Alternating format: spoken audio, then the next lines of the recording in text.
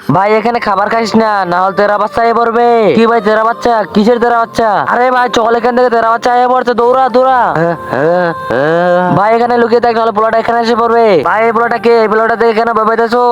ভাই এটা হচ্ছে তেরা বাচ্চা, মানুষের খাবার ভিতরে কি জানি মিশিয়ে দেয়। ওই দেখ ওই লোকটা খাবার ভিতরে কি জানি মিশিয়ে দিতেছে।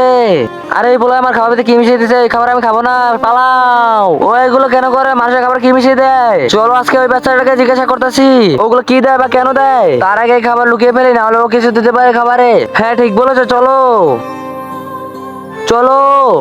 আরে তেরে বাচ্চা একটা কথা বলো, তুমি সবার খাবারে কি মিশিয়ে দাও আর কেন মিশিয়ে দাও? ওই কাহিনী হইতাছে।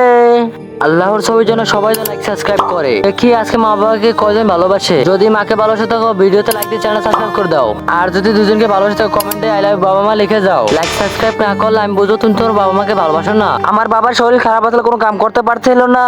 আমি মানুষের কাছে কাজ খুঁজতে গেছিলাম, মানুষ আমাকে ছোট ভাবে কাজ দেয়নি। আমি মানুষের কাছে খাবারও চাইছিলাম, মানুষ আমাকে খাবারও দেয় না, তাড়িয়ে দিয়েছে। তাই আমি মানুষের খাবারে আটা মিশিয়ে দিই, আর মানুষ ওইগুলো থেকে পালিয়ে যায়। তাই ওই খাবারগুলো নিয়ে আমি আমার বাবাকে খাওয়াই দেই। ভাই এই দুনিয়া আমার খারাপ সময় কেউ আমার পাশে থাকেনি।